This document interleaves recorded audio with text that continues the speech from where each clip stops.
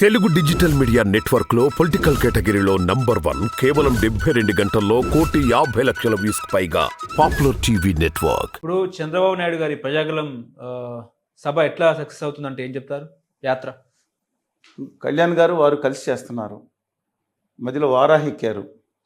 వాళ్ళు చాలామంది వారాహిని అది ఇచ్చారు 4 నెలల నుంచి అని చెప్పి మాట్లాడే వాళ్ళకి ఇప్పుడు వాళ్ళు ఎలా మాట్లాడుతున్నారు, వారాహి మీద తిరుగుతున్నారు. ఇవాళ ఉత్తర భారతీయ జనతా పార్టీకి చెందిన నాయకులు కూడా చేరతారని వచ్చింది దాంట్లో నుంచి. అది బాగానే సాగుతుంది. మనం చూసాం కదా, మిగతా 3-4 ప్రాంతాల్లో చాలా జనం ఒక రెస్పాన్స్ చాలా బాగుందని చెప్తా ఉన్నారు. సహజంగా కళ్యాణ్ గారు ఉన్నప్పుడు జనం చాలామంది వస్తారు. ఓకే, ఇప్పుడు మొన్న జనసేన పార్టీకి చిరంజీవి 5 కోట్ల విరాళం ఇచ్చారు. ఇప్పుడు ఏపీలో జనసేన ప్రచారానికి, తమ్ముడి ప్రచారానికి చిరంజీవి వచ్చే అవకాశం ఉందంటారా? Blood is thicker then water. Chiranjeevi గారు ప్రచారానికి వస్తే 5 కోట్లు కాదు, అది 500 కోట్లు అవుతుంది. అది బహుశా రాకపోవచ్చు. నాకు తెలుసున్న అభిప్రాయం ప్రకారం ఆయన రాకపోవచ్చు. ఎక్కడున్నా తన తమ్ముడు బాగుండాలని కోరుకునే మనస్తత్వం అయింది. ఆయన blood is thicker then water చెప్పాను కదండి, డెఫినెట్గా. అందువలన బహుశా నాకున్న సమాచారం ప్రకారం రాకపోవచ్చు. బీజేపీ వాళ్ళు శతవిధాలు ప్రయత్నిస్తున్నట్టున్నారు ఆయనకి రాజ్యసభ కూడా ఇద్దామని. కానీ అది ఇస్తే కనుక మనం చెప్పలేం. కానీ జనం కేంద్రంలో బీజేపీ మేనిఫెస్టో రిలీజ్ చేశారు.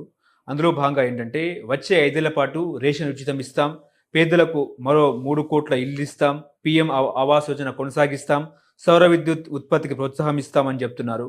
ఎట్లా చూస్తారండి బీజేపీ మేనిఫెస్టో? అమ్మకి అన్నం పెట్టలేని వాళ్ళు పెన్నమ్మకి వజ్రాలను క్రిస్ చేయిస్తున్నారంట.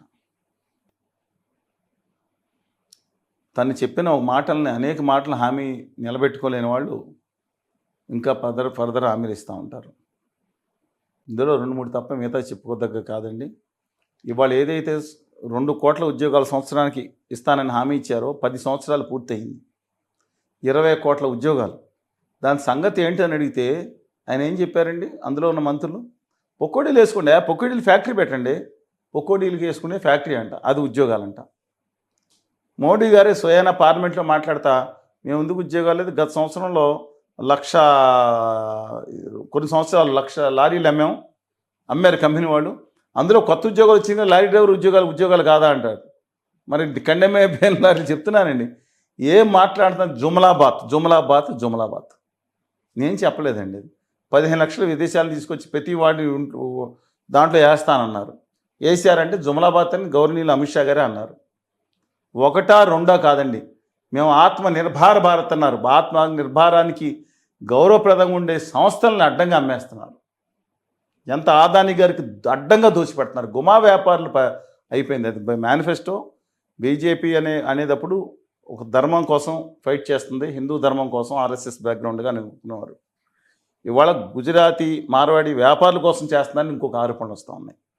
అది ఎలా ఉన్నా, నాకు ఆరోపణలు ఎలా ఉన్నా సరే నేను అనుకుంటా ఉన్నానండి, ఇది ఎన్నికల కోసం, ఓట్ల కోసం చెప్పారు.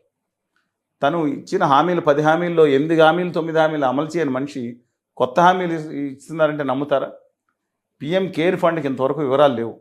ఈ దేశంలో మొత్తం ఇవ్వాల్సిన అభివృద్ధిని అంతా గుజరాత్ వైపు తరలించి వెళ్ళిపోతానంటే దాని మీద వివరణ లేదు. వేలాది కోట్ల రూపాయలు గుజరాత్ గవర్నమెంట్కి, గుజరాత్కి బుల్లెట్ ట్రైన్ కేటాయిస్తా, తెలంగాణకు 4,000 కోట్లు ఇవ్వడానికి వీళ్ళకి చేతులు రాలేదండి. ఒక్క మెట్రోకి, తెలంగాణకి ఎయిర్పోర్ట్ కనెక్టింగ్ మెట్రోకి కాన్పూర్కి వేసుకున్నారు, తెలంగాణకి వేయటానికి రాలేదు. నేను చెప్తా ఉన్నాను, కనీసం ఇది ఆత్మనిర్భర్ కదా, ఆత్మగౌరవం లేని భారత్ని సాధించడానికి, సామాన్యులకు అన్యాయం చేయడానికి చేసిన దానికి దాంట్లో 2-3 మంచి పాయింట్లు ఉండొచ్చు. అది చేసే మనస్తత్వం వెళ్ళదు కాదు. కేవలం మతాన్ని, కులాలని, ఉత్తర భారత అహంకారాన్ని వాడుకునే అధికారులు రావటాన్ని చూస్తున్నట్టే కనిపిస్తుంది.